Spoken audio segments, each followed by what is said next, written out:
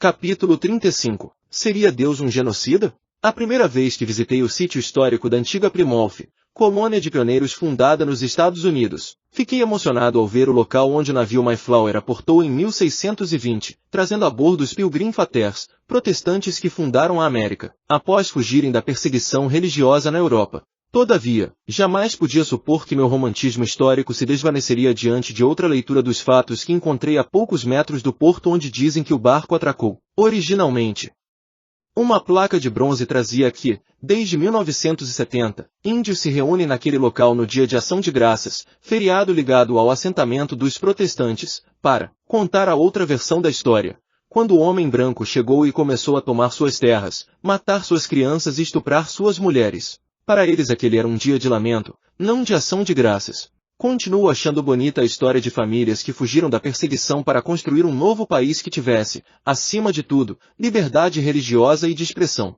Os índios, no entanto, me preveniram a não ser tão ingênuo. Nem todo mundo era bom e piedoso naquele barco. Na leva de europeus que chegavam houve os pacíficos e bondosos, que até repartiram o que tinham com os nativos. Porém, junto deles vieram os predadores cujo intento era dizimar povos indígenas, oprimindo os que sobrevivessem. Tudo por causa do vil metal. Joio e trigo migraram juntos, ambos se vestindo de piedosos. Não seria assim na Bíblia? Ora, uma leitura rápida do Antigo Testamento parece indicar que o Deus dos Hebreus fez a mesma coisa nos tempos bíblicos. Eles chegaram a Canaã sem ser convidados, mataram os nativos cananeus e se apropriaram de sua terra, chegando ao ponto de pegar para si as virgens que mais lhes agradassem. Imagine uma jovem canaanita tendo de dormir com o soldado que tirou a vida de seu pai e seus irmãos. Veja algumas passagens desconcertantes que parecem descrever assim a história hebraica. E tudo quanto havia na cidade destruíram totalmente ao fio da espada, desde o homem até a mulher, desde o menino até ao velho, e até ao boi e gado miúdo, e ao jumento. Josué 6:21. 12.000 homens e mulheres caíram mortos naquele dia.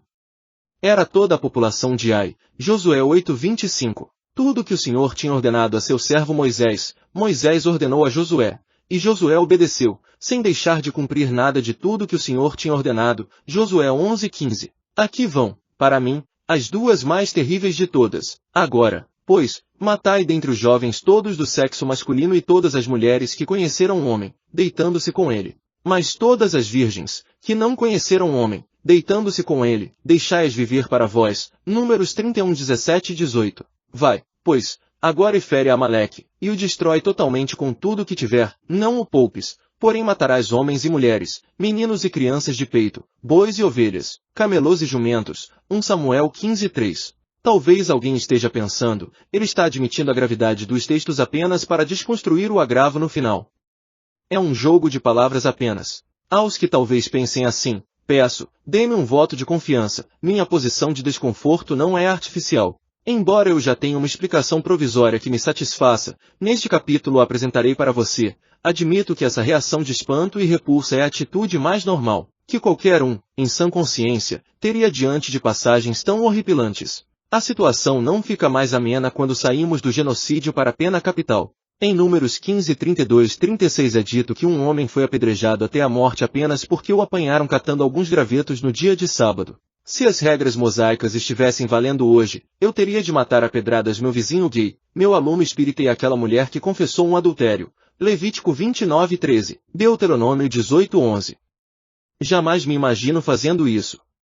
Já tive a desdita de assistir, através de um vídeo a uma execução a pedradas e não foi nada agradável de se ver. Como entender tudo isso? A primeira coisa que aprendi ao lidar com temas complexos como estes foi evitar os extremos da simploriedade e da rejeição do todo pela parte. Esse realmente é um tema difícil. Contudo, considerando as evidências extraordinárias que tenho a favor da Bíblia Sagrada como um livro incomum, falei disso no capítulo anterior, não posso rejeitar toda a proposta por causa de seus pontos desafiadores ou desconcertantes. Seria o mesmo que desconsiderar toda a medicina por causa de alguns horrores de sua história, como a prática da sangria, prescrição de xaropes venenosos ou o uso de choque elétrico para curar epilepsia. Por outro lado, não posso jogar tudo na caixinha de brinquedos, agindo como se as dificuldades textuais fossem coisas simples e fáceis de ser digeridas, exceto pelos tolos e descrentes. A situação não é tão simples assim. Veja esse caso. Em 1966, o psicólogo israelense George Tamarin fez uma pesquisa com 1.066 crianças com idades entre 8 e 14 anos. Depois de apresentar a história bíblica da destruição de Jericó, ele perguntou: você acha que Josué e os israelitas agiram corretamente destruindo a cidade? 2/3 das crianças disseram que sim, que eles agiram em obediência à vontade de Deus. Mas quando Tamarin substituiu o nome de Josué pelo do terrível general Lin e o nome de Israel pelo Império Chinês, apenas 7% das crianças acharam certa a atitude da China e seu general em destruir seus oponentes. As demais acharam uma crueldade dos chineses. Em outras palavras, quando quem pratica o massacre é Hitler ou os Hutus de Ruanda, achamos que realmente é um caso condenável de genocídio. Mas quando quem pratica a matança são israelitas, então achamos que é cumprimento da vontade de Deus. Esse realmente parece ser um ponto de incoerência e desequilíbrio da fé. É talvez por isso que muitos cristãos preferem ficar restritos às páginas do Novo Testamento. O Deus descrito desde o Gênesis até Malaquias, isto é, o Deus do Antigo Testamento, não parece nada agradável de se conhecer. Jesus é mais bonzinho, Javé dá vergonha. Será que realmente céticos e ateus têm em mãos argumento que religiosos não podem honestamente enfrentar? Hold on! Antes de entrar na problemática propriamente dita, vamos ver o que, de fato, temos aqui. Digo isso para corrigir um conhecido pseudo-argumento em relação a esse tema e à realidade divina. O assunto pode ser embaraçoso, mas não contradiz nada acerca da possível existência de Deus. Os ateus podem tomá-lo para questionar o caráter de um Deus descritivamente bom, mas não têm um ponto para negar sua realidade ontológica. Veja como o argumento não se sustenta, é uma falácia do tipo non sequitur. 1. Deus existe e é bom. 2. Segundo a Bíblia, Deus mandou matar. 3. Logo, Deus não existe. Essa proposição deriva da confusão que muitos fazem entre condição suficiente e condição necessária.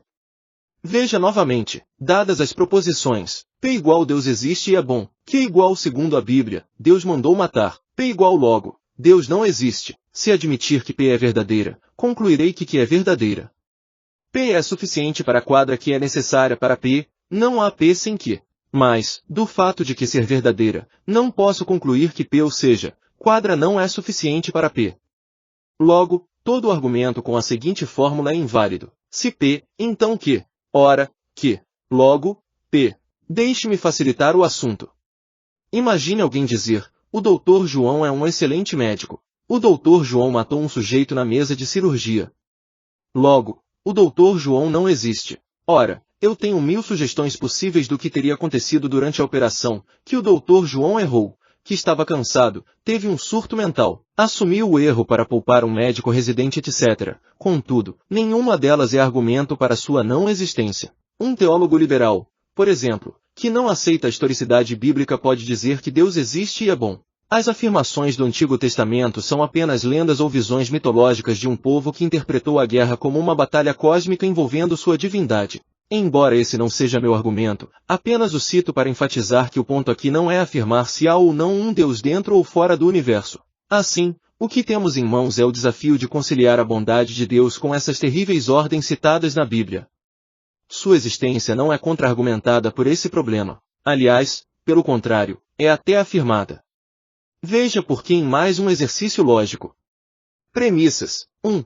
Valores morais universais só têm sentido se houver um Deus universal que os estabeleça, caso contrário, serão apenas imposições locais, históricas, humanas e circunstanciais, mas nunca universais, pois nenhum legislador humano pode ser universal, não histórico e atemporal. 2. São justamente valores morais, supostamente acima dos valores históricos ou locais, que me fazem abominar as mortes de guerra descritas na Bíblia. 3. Portanto, Deus existe, caso contrário meu questionamento seria sem fundamento, pois não teria base alguma, fora de minha cultura e percepção, para dizer que aqueles massacres do Antigo Testamento são, em si mesmos, moralmente condenáveis. Como você pode ver, ao afirmar que o Deus do Antigo Testamento fez algo moralmente errado, o que não crê em Deus está justamente afirmando a premissa número 2, que implica a número 1. Logo, o problema não está com a existência de Deus. Conhecendo culturas estranhas. O que vou dizer a seguir parece um tangenciamento da questão, mas não é preciso de um arcabouço histórico para situar o problema dentro de seu verdadeiro contexto. De outro modo, corro o risco de analisar anacronicamente o assunto transportando para ontem um código de valores comum dos dias de hoje. Não se trata de discutir ainda quem está certo ou errado, pois não se faz uma análise social correta de um indígena nu, usando como parâmetro o que dizem os estilistas da São Paulo Fashion Week. São critérios diferentes. Não posso ler a Bíblia como se ela fosse escrita toda de uma vez, na semana passada, em português e por autores de brasileiros, preferencialmente moradores do mesmo bairro em que fui criado. Não se trata de uma obra escrita por mineiros de Belo Horizonte.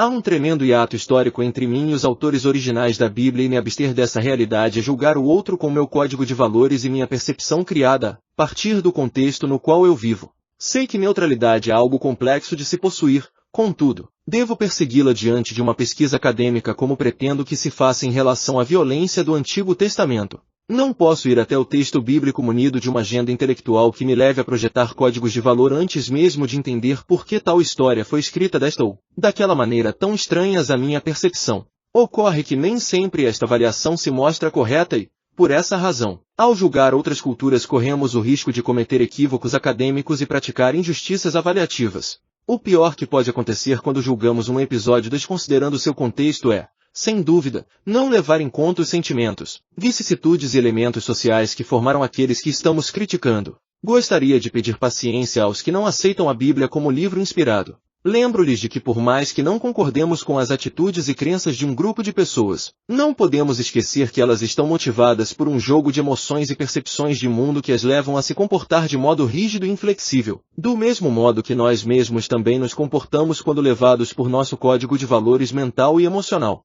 O desafio é saber reconhecer quando estamos sendo influenciados por nossos conflitos internos no momento em que avaliamos ações alheias. Portanto, um investigador sério da história tem, em primeiro lugar, que abandonar a postura de juiz implacável e se colocar no contexto daquele que está analisando. Aí sim estará pronto para fazer uma análise mais racional e menos sentimentalista do problema.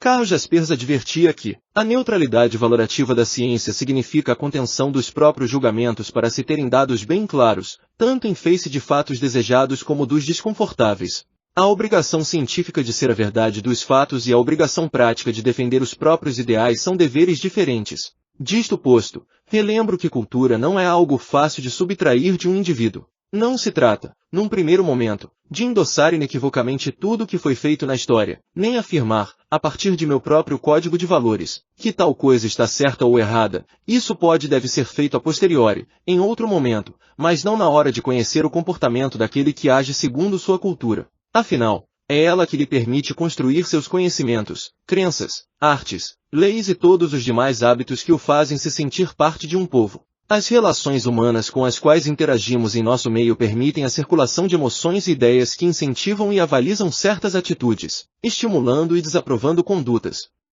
Justamente por ser instintivamente emocional, essa circulação de ideias obedece certa regularidade, constituindo ciclos fechados que caracterizam um determinado padrão de comportamento. Por isso, é tão difícil mudar uma cultura. Não basta fazer discursos dizendo que aquilo é errado ou que é preciso adotar novos modelos de desenvolvimento. Os discursos têm seu valor, porém, sozinhos e prescindidos do elemento temporal eles não alteram a coletividade. Essa é uma das principais razões pelas quais a maioria das tentativas de transplantar modelos de uma realidade cultural para outra não funciona do jeito que gostaríamos. Sendo assim, é prioritário e imprescindível entender que, caso realmente Deus exista, digo apenas como suposição, ele seria um péssimo guia de um povo se exigisse de seus membros agirem instantaneamente de modo contrário à cultura na qual foram criados. Caso queira realmente transformá-los coletivamente e corrigir seus maus costumes, precisa lhes dar tempo, sabendo que o livre-arbítrio pode atrasar ou até interromper definitivamente o processo. Em alguns casos, é preciso que gerações inteiras passem para que certo comportamento seja abandonado, e em outros pode até ocorrer que jamais o seja. Veja esse caso. A tribo Dani, no oeste de Papua Nova Guiné, tem um processo único de luto nas mulheres. Quando alguém muito amado morre, elas começam a cortar segmentos dos próprios dedos para demonstrar a dor. Por incrível que pareça, impedi-las de fazer isso seria desumano. Estaríamos proibindo-as de expressar sua dor do modo como acham que deve ser feito. Seria como dizer a uma criança que ela não pode chorar no velório de seus pais. Portanto, se quero mudar o jeito das viúvas danesas de se expressar cortando os dedos, devo ter paciência e aguentar uma, 2 ou até 3 gerações que ainda continuarão agindo dessa maneira. Pressa não combina com mudança cultural, pelo menos naqueles setores do mundo e da história que ainda não estão moldados pela velocidade tecnológica, que produz num prazo de poucos anos 3 diferentes gerações, de modo que um homem de 30 anos já é velho demais para um adolescente de 17, coisas do nosso ocidente, com sua pressa e sua síndrome do pensamento acelerado. A mente de um radical. Como acenei anteriormente, a sociedade de hoje, maiormente ocidental, sofre transformações muito rápidas e radicais em pouco espaço de tempo, de modo que 3 ou até 4 diferentes gerações culturais têm tempo de se conhecerem e conviverem juntas, muitas vezes em conflitos comportamentais. É o caso do seu avô, que pensa diferente do seu pai, que pensa diferente de você, que pensa diferente daquele garotinho de 10 anos que já nasceu brincando com um celular de adulto. No passado não era assim. Eram necessários séculos para se observar uma alteração cultural significativa. Os jovens podiam olhar para os velhos e ter um quadro de seu futuro. Um trabalhador egípcio que vivesse nos tempos do faraó Djoser não tomaria tanto susto se ressuscitasse nos dias de Ramsés II, mesmo tendo se passado quase 1400 anos entre uma e outra geração. A cultura, educação de filhos, valores e religião não estariam tão modificados assim a ponto de ele se espantar neste novo mundo. O mesmo não posso dizer de um cidadão que morreu em 1990 e ressuscitou hoje, 2 décadas depois. Diferente, porém, do ambiente ocidental, o Oriente Médio é mais lento em seus passos de transformação cultural graças ao islamismo, que congelou, de certa forma, aspectos culturais milenares que me permitem comparar o Código de Hammurabi, escrito há 3.700 anos, com situações que vejo até hoje quando viajo para aquelas terras. Algumas penas de morte prescritas na Sharia, lei islâmica baseada no Alcorão, lembram muito de perto o que se fazia na Mesopotâmia há 4.000 anos. Não será, portanto, anacronismo valer-me de alguns exemplos atuais para entender o comportamento de alguns povos do passado. Veja como funciona a cabeça de certos radicais. Embora eu não queira que você generalize o exemplo a seguir, achando que todo cidadão do Oriente Médio haja dessa maneira, também não quero que se iluda pensando que o que direi é algo mentiroso ou extremamente excepcional. Eu até gostaria que fosse, mas não é. Atun Suruku era uma jovem de origem curda e sunita que, aos 16 anos, foi obrigada pela família a se casar com um primo muito mais velho que vivia em Istambul, na Turquia. Não aguentando a violência doméstica, Atun fugiu de casa, pediu divórcio e foi para a Alemanha, onde encontrou abrigo, optando por um estilo de vida mais ocidental. Lá se casou novamente com um jovem alemão e teve um filho com ele. 7 anos se passaram e Atun tinha agora 23 anos de idade. Vivia feliz e estava concluindo a faculdade quando seu irmão mais novo pediu para se encontrar com ela e calmamente a matou numa rua movimentada no centro de Berlim. "Você manchou o nome da nossa família", foram as últimas palavras que ouviu. Veja, um assassinato frio, premeditado por anos que envolveu toda a família de Atun, incluindo mães e irmãs. Você pode não acreditar, mas esse tipo de planejamento é feito à volta de uma mesa em que os familiares e até representantes da comunidade local decidem calculadamente que uma filha ou esposa precisa ser intimada ou morta. Todos os pormenores são definidos: quem será o assassino, onde, quando e como será morta e como se livrarão do cadáver. Não se trata apenas de crimes morais sexuais. Uma mudança de religião, islâmico que se torna cristão, por exemplo, pode envolver a pena de morte imposta pela comunidade. Como eu disse, seria um erro supor que 100% das pessoas daquela região pensam assim. Por outro lado, é ingenuidade acreditar que estou falando de comportamentos raros. Em alguns rincões isso é tão normal quanto o brasileiro gostar de futebol e cerveja. Hoje, num contexto pós-colonialista, é mais comum termos diferentes culturas convivendo no mesmo espaço social, conforme já teorizaram autores como Chris Gosden, Omi Faba e outros. Isso no passado era mais raro, especialmente nos tempos bíblicos. Era tão forte a distinção cultural que mesmo sem nenhuma fonte escrita é possível saber arqueologicamente se estou escavando um assentamento judeu, filisteu ou romano. Basta observar o estilo de construção, restos de comida, grãos, sementes, ossos de animais, ou até mesmo a cerâmica que o assentamento apresenta. Até o copo e o prato variavam de um grupo para o outro. Mesmo que houvesse, por exemplo, um número de judeus vivendo em Alexandria, no Egito, eles tinham seu próprio bairro, que funcionaria como uma espécie de reduto em meio a um ambiente estrangeiro. Havia certas interações? Claro que sim, mas não como as de hoje. Salvo raríssimos casos, citados até em tom de desaprovação, uma criança judia frequentaria apenas uma escola rabínica. Não teria o que aprender com estrangeiros. Uma jovem egípcia se casaria com um egípcio, jamais com um fenício, a não ser nos casos de casamento real por questões políticas. As fronteiras culturais, apesar de não possuir cercas visíveis, eram nitidamente percebidas por meio de roupas, comida, religião e demais hábitos distintivos que demarcavam o território em que cada povo estava estabelecido. Na atualidade, o jovem japonês usa o mesmo celular e a mesma calça jeans do jovem americano. A Coca-Cola e o McDonald's são consumidos tanto pelo europeu quanto pelo asiático e o latino-americano. O espaço comum entre diferentes culturas representa uma intersecção considerável num gráfico social. Ilustrando com ironia a realidade presente, Pieter citou a morte da princesa Diana como símbolo do que hoje se vê. Uma princesa inglesa com um namorado egípcio usa um telefone da Noruega, bate num túnel francês dentro de um carro alemão de motor holandês, conduzido por um motorista belga, que estava bêbado por causa do uísque escocês. É seguida por paparazzi italianos numa motocicleta japonesa. Depois é assistida por um médico americano e um staff de paramédicos filipinos que usam medicamentos brasileiros. Então ela morre. É inegável a interação de culturas dos últimos anos. Contudo, não era assim nos dias de Moisés e Josué. Com isso em mente, imagine no passado toda uma geração de pessoas vivendo num limite geográfico e pensando de maneira radical como a família de Atu. Olho por olho, dente por dente, esse era o seu lema. Aliás, esta lei foi prescrita no Código de Hammurabi no século XVIII a.C. e repetida nas leis de Moisés, Êxodo 23, 24 e 25, Levítico 17 a 21. Tal aforismo legal situa-se no contexto da vingança privada, época em que a reação às agressões era regra, e não exceção. Havia reação de indivíduo contra indivíduo, reação do grupo contra o indivíduo, reação de grupos contra grupos, e o direito de punição, ou jus puniendi, como preferem os advogados, não era reservado ao Estado, pertencia ao ofendido ou a quem quer que tomasse parte na querela. Todavia, não raro havia uma desproporção entre a ofensa impingida e seu respectivo revide, de modo que isso poderia resultar em exageros vingativos. Um jovem A matava um jovem B, pois este havia desonrado sua irmã.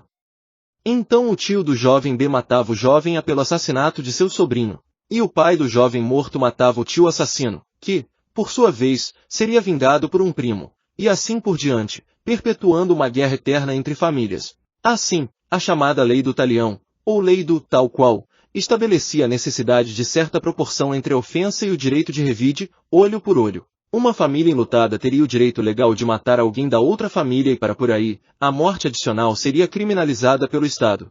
A ideia, pois, não era impedir, mas colocar um limite na vingança muito comum naqueles dias. No caso dos hebreus foi necessário ainda instituir uma cidade de refúgio para abrigar aqueles que acidentalmente provocaram a morte de alguém e eram, por isso, ameaçados por outros familiares. Na visão deles, a vida do adversário seria inferior aos códigos de honra e conduta que protegiam o ofendido. Juntando os fatos, do que até agora foi posto, tente construir um quadro mental da sociedade daquele tempo. Junte num mesmo cenário o que descrevemos anteriormente sobre a mentalidade radical do Antigo Oriente Médio com a noção de cultura, patriarcado e a dificuldade que despir um povo de seus valores culturais. Lembre-se, era toda uma sociedade pensando daquele jeito. Os assírios, por exemplo, anexaram territórios além da Mesopotâmia, sua terra natal, dominando Egito, Etiópia e Síria. Considerados guerreiros ferozes, eles impunham o domínio pelo terror. Com seu poderoso exército, o primeiro a ser organizado, saqueavam, massacravam e destruíam os povos conquistados. Vá ao Museu Britânico e você terá uma noção de sua crueldade nos painéis que eles mesmos esculpiam para comemorar suas vitórias. Havia uma espécie de orgulho nacional na tortura e no sadismo contra os que foram vencidos. Ora, os assírios não surgiram num vácuo cultural. Suas práticas advêm de uma cultura mesopotâmica anterior dominada pelos babilônios de 2900 a 1700 a.C., o que cobre o período de Abraão, dado importante para o levantamento histórico que pretendo realizar. Pois bem, apesar de uma ou outra controvérsia e até mesmo da relutância de certos acadêmicos em aceitar determinados dados, a maior parte dos orientalistas concorda que havia frequente prática de sacrifícios humanos na cidade de Ur, de onde partirá o patriarca Abraão em direção à Terra Prometida. Uma recente análise feita sobre os crânios do cemitério real de Ur, descoberto no Iraque há quase um século, parece sustentar uma interpretação mais terrível do que a anterior sobre os sacrifícios humanos associados a enterros da elite da antiga Mesopotâmia. Os servos do palácio, no dia do sepultamento de alguém da família real, eram mortos juntamente com o nobre falecido, e, diferentemente do que até então se cria, eles não tomavam veneno para morrer serenamente, mas eram perfurados na cabeça com um instrumento pontiagudo, provavelmente uma lança.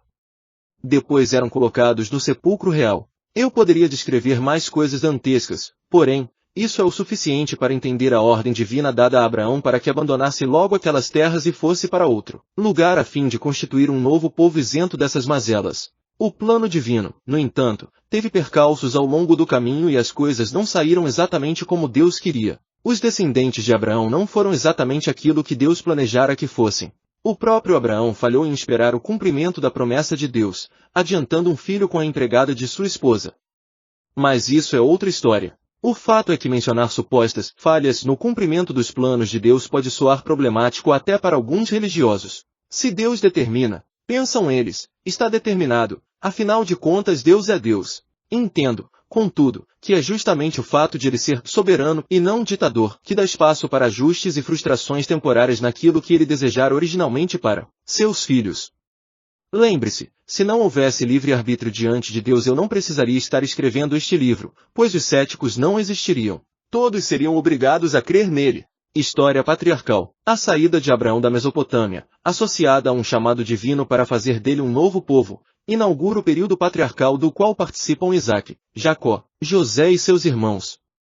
Note, porém, que Deus jamais intencionara forjar um povo guerrilheiro, tanto que, uma vez peregrino em terra estranha, Abraão não usou força armada para expulsar ninguém de sua própria região. Em vez de atacar os povos locais, ele e seus primeiros descendentes, Jacó e Isaque, negociaram extensões de terra para si conforme vemos, por exemplo, em Gênesis. Ali é possível perceber anotações específicas da aquisição de direitos territoriais na terra de Canaã por parte dos patriarcas, Gênesis capítulo 21, 15 ao 34, capítulo 22, 19, capítulo 23, 1 ao 20, capítulo 26, 12 ao 33, capítulo 33, 19 ao 30, capítulo 46, 1 ao 5. Note que havia cerimônias públicas que legitimavam os acordos envolvendo poços, altares, túmulo, campos pastoris e agricultura, exatamente conforme documentos legais babilônios e sumérios datados da mesma época, p.ex. Gênesis 31:52.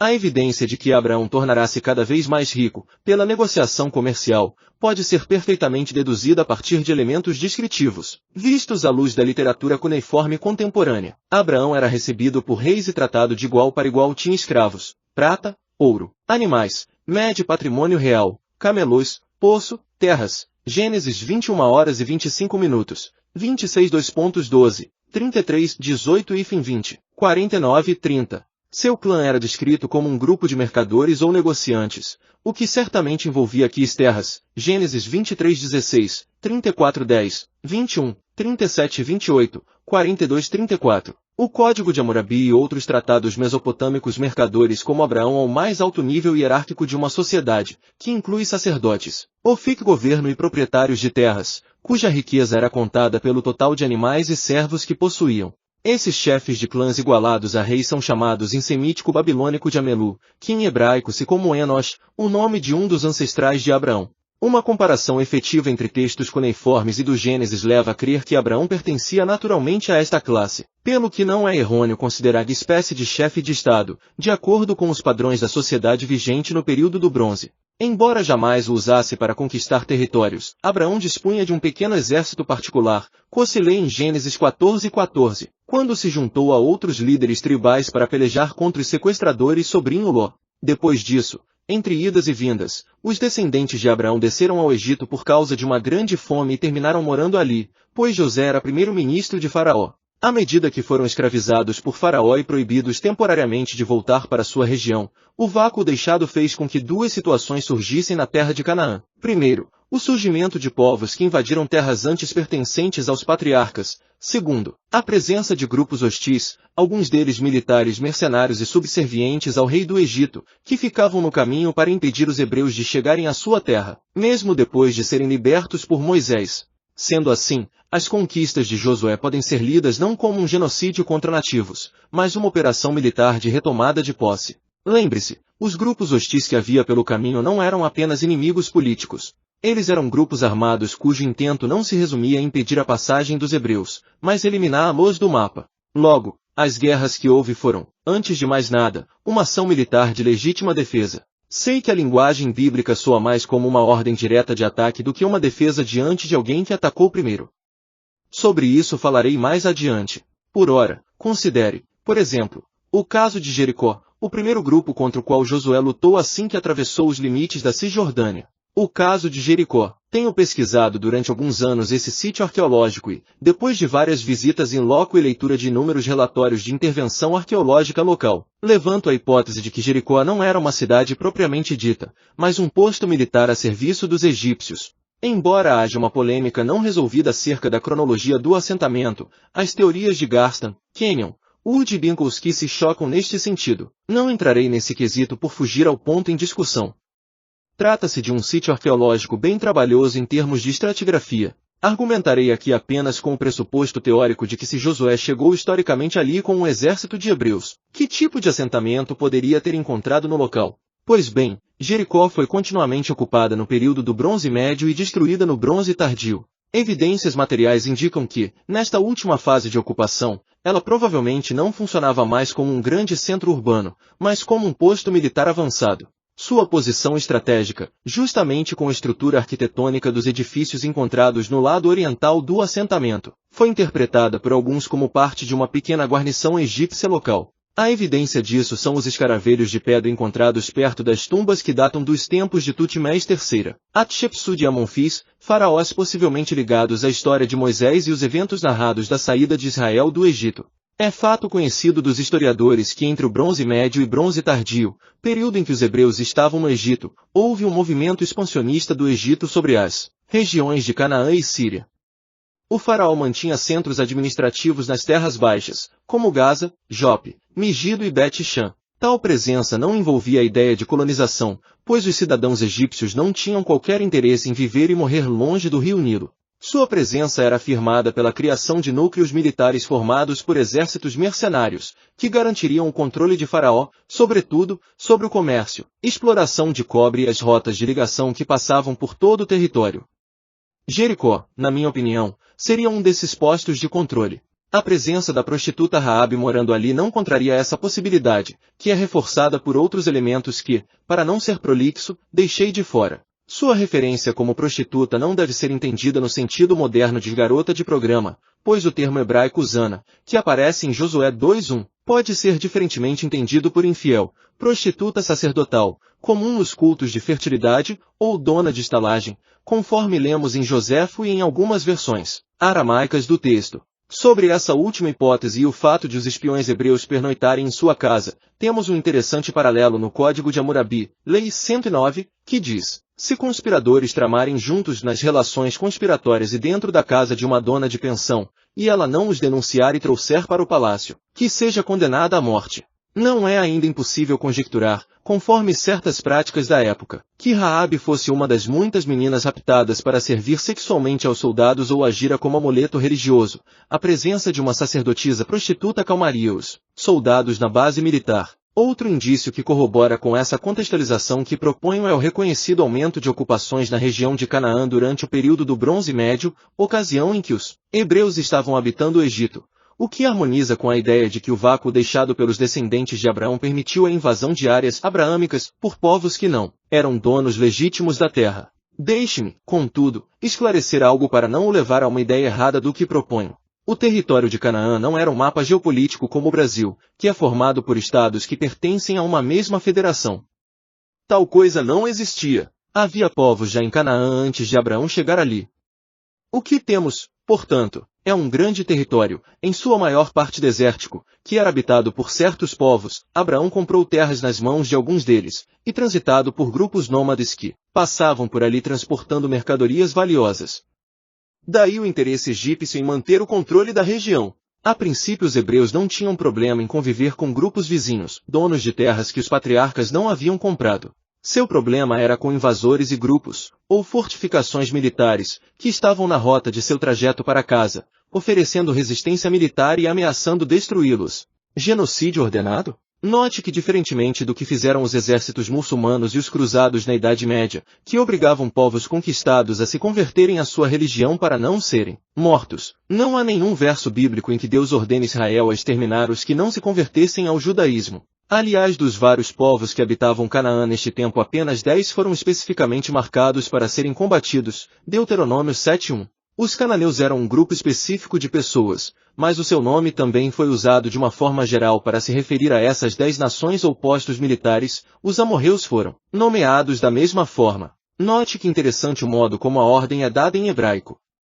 O imperativo que aparece no antigo idioma bíblico não é exatamente igual ao que temos em português. A forma de expressar um desejo, uma ordem direta ou apenas consentimento podem ser diferentemente expressos no cal, no piel, no ifil, no cortativo ou no jussivo, que são modos verbais da língua hebraica.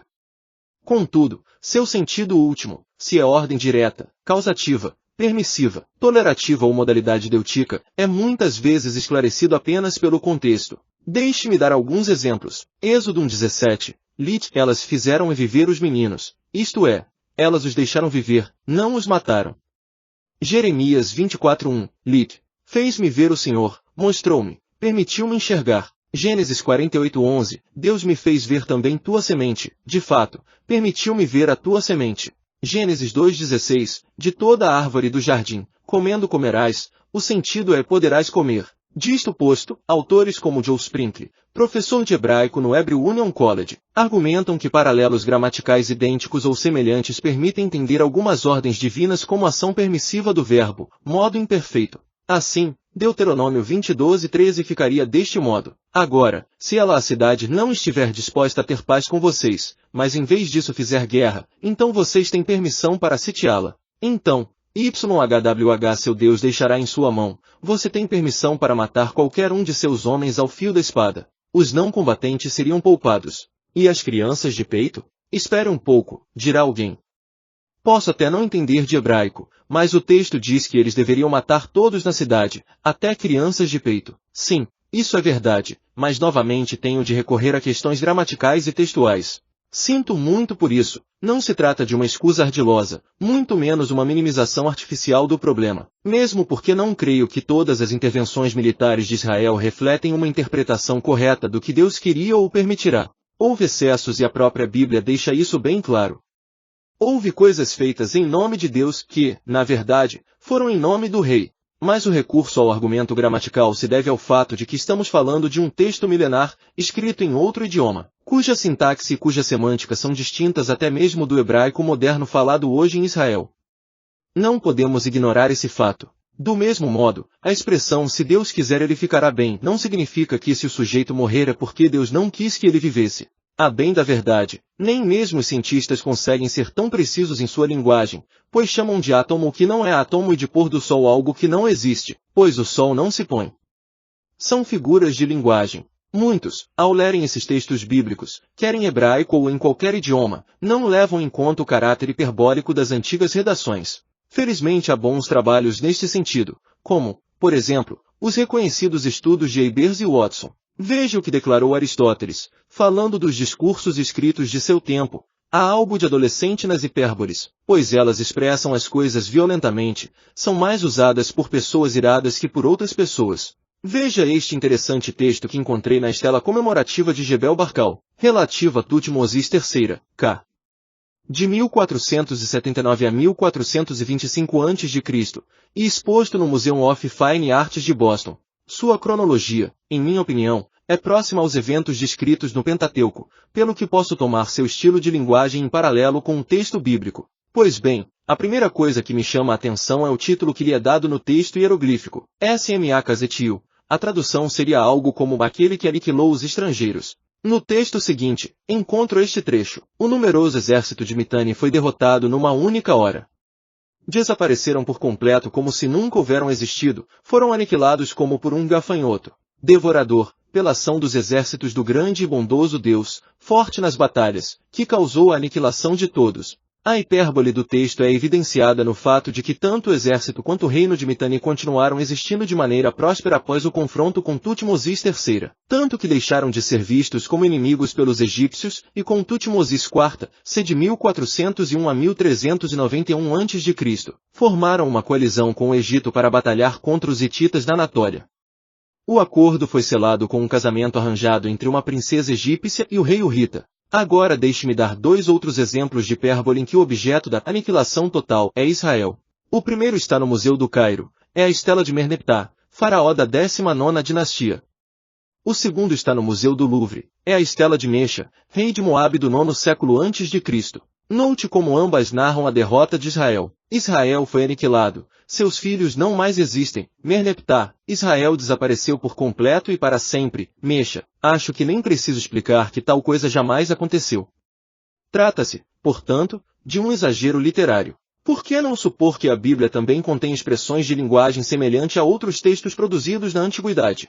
A meu ver, se há algo em xeque aqui não é a inspiração divina, mas o modo como alguns a entendem. Eu, particularmente, não creio que Deus ditou sua palavra aos profetas de uma maneira verbal usando uma fraseologia celeste impecável e sem defeitos. Ele falou com sotaque humano. As ideias, os insights, foram soprados por Deus à mente dos profetas, mas a forma de transcrever tudo aquilo era perfeitamente humana e pessoal. Houve rascunhos, edições, correções e imprecisões redacionais que não prejudicam a essência da mensagem, mas coincidem com o modo humano de se expressar e nem os maiores escritores escaparam disso. Quer ver isso na prática? Veja na tabela a seguir o relato da destruição total, supostamente incluindo animais, mulheres e crianças, e a realidade da história, ou seja, a permanência ativa desses mesmos povos anos depois da suposta destruição cabal deles. Hipérbole. Naquela época Josué eliminou os Enaquins dos montes de Hebron, de Debir e de Anabe, de todos os montes de Judá e de Israel. Josué exterminou-os completamente, assim como suas cidades. Assim, pois, nenhum dos descendentes de Enaque foi deixado vivo sobre todo o território israelita, somente em Gaza, em Gate e em Asdod é que alguns puderam sobreviver. Josué 11, 21 e 22. Assim feriu Josué toda aquela terra, as montanhas, o sul, e as campinas, e as descidas das águas, e a todos os seus reis, nada deixou, mas tudo que tinha fôlego destruiu, como ordenara o Senhor Deus de Israel. Josué 10:40. Então feriu Saul aos amalequitas, tomou vivo Agag, rei dos amalequitas, porém a todo o povo destruiu ao fio da espada. Então disse Saul a Samuel: Antes dei ouvidos à voz do Senhor, e trouxe Agag, rei de Amaleque, e os amalequitas destruí totalmente. 1 Samuel 15, 7,8,20. Realidade histórica anos depois. Agora, pois, dá-me este monte de que o Senhor falou aquele dia, pois naquele dia tu ouviste que estavam ali os Anaquins, e grandes e fortes cidades. Porventura o Senhor será comigo, para os expulsar, como o Senhor disse. Josué 14:12. Porque, se de algum modo vos desviardes, e vos apegardes ao restante destas nações que ainda ficou entre vós, e com elas vos aparentardes, e vós a elas entrardes, e elas a vós. Josué 23:12. E subia Davi com os seus homens, e davam sobre os amalequitas. Sucedeu, pois, que, chegando Davi e os seus homens ao terceiro dia a Ziclag, já os amalequitas tinham invadido o sul. 1 Samuel 27:8,9, 1 Samuel 31. Sei que minha explicação é hipotética, porém, ainda assim, não deixa de ser razoável, como, aliás, são muitas sugestões igualmente hipotéticas que encontro em diversos artigos científicos de todas as áreas. Também estou consciente de que nem todos os religiosos explicam o assunto como eu o fiz. O que Israel fez, portanto, na minha avaliação histórica, foi recuperar as terras que lhe pertenciam e defender-se de seus inimigos. Imagine, portanto, chegar à terra prometida e encontrá-la repleta de grupos hostis que ficavam pelo caminho impedindo sua entrada e ameaçando sua vida e de seus familiares. Eles queriam a todo custo eliminar Israel, exterminando-os do mapa. Considerando tal situação, não posso condená-los por pegarem armas. Deus ordena a violência? A visão excessivamente piedosa do Deus dos cristãos tem criado ao longo dos tempos mais recentes uma caricatura do Altíssimo como exclusivamente um velhinho de barba branca, com um sorriso ingênuo no rosto, lembrando figuras gentis como Gandhi, Dalai Lama ou Madre Teresa de Calcutá. Esse quadro é também aplicado à pessoa de Jesus, que igualmente é retratado como um sujeito frágil, de grande sabedoria e pouco rigor físico. Reserva-se a Thor e outros personagens da Marvel o retrato de um deus musculoso capaz de vencer um inimigo numa batalha feroz. Nada mais longe da realidade bíblica. Embora seja correto, tanto no Antigo como no Novo Testamento, que Deus e Jesus sejam retratados como pastor, amigo, conselheiro e pai, existem também expressões que revelam sua capacidade de ira, ferocidade e ataque.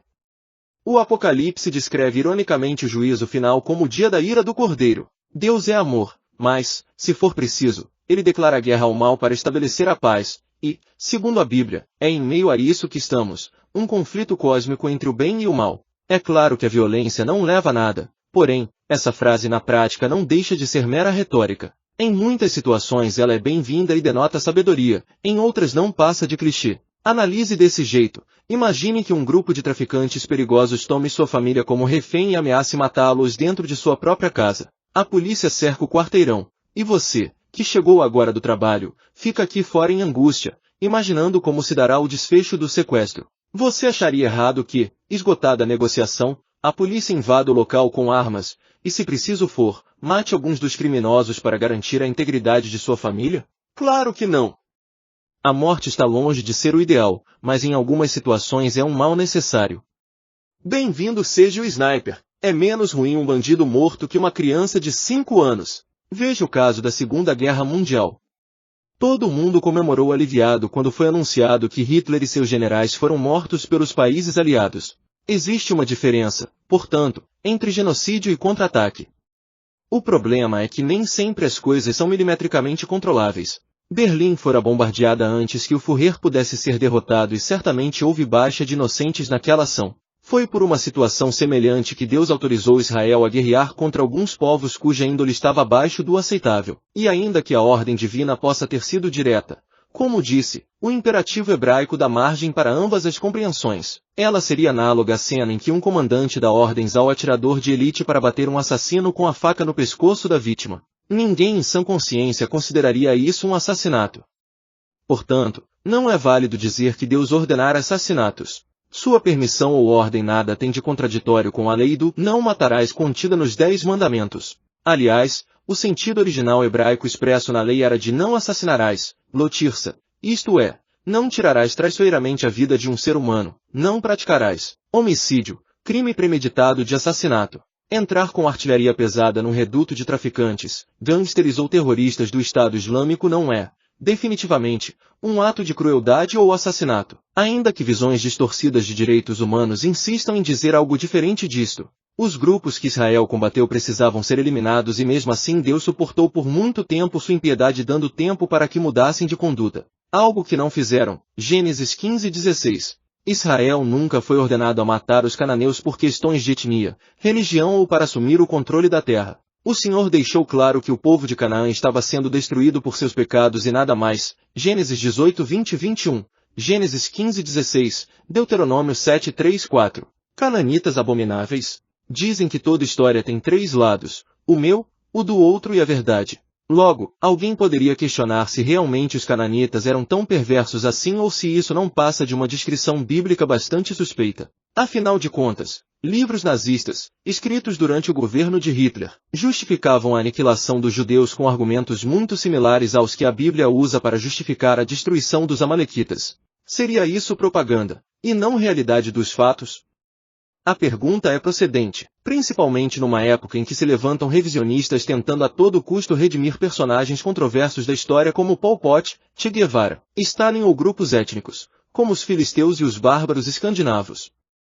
Neste sentido, creio que a cultura material deixada por esses povos poderia ser um bom fiel da balança. Vamos então aos fatos. Existem consideráveis evidências de que entre as práticas comuns de alguns povos cananeus estavam o sacrifício de crianças em rituais religiosos, orgias ritualísticas sazonais em que adolescentes eram violentadas e depois mortas por sacerdotes a fim de garantir a fertilidade da terra e, finalmente, o desejo intenso de destruir os israelitas e apagá-los da face da terra. O humanista e arqueólogo William Foxwell Albright admitiu diante disso que as comparações dos objetos de culto e texto mitológicos dos cananeus com os dos egípcios e mesopotâmicos levam a uma única conclusão, que a religião cananita era muito mais centrada em sexo e suas manifestações. Em nenhum outro país foram encontradas tantas figuras de deusas de fertilidade nuas, algumas distintamente obscenas. Em nenhum outro lugar, o culto às serpentes aparece com tanta força.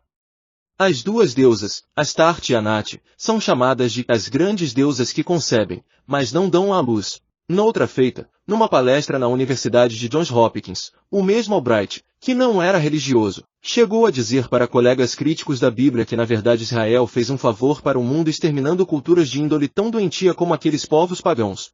Sei que essa frase poderá ser severamente rejeitada por estudiosos de minorias culturais que corretamente denunciam o discurso colonialista que é feito em opressão a elas. Mas veja, é um erro imaginar que todas as culturas têm de ser preservadas e respeitadas, que todas gozam do mesmo direito social de existir e ser transmitidas de geração em geração. O que você acha dos que insistem em perpetuar o nazismo ou os costumes tribais do canibalismo, do encolhimento de cabeças, do estupro ritualístico de mulheres?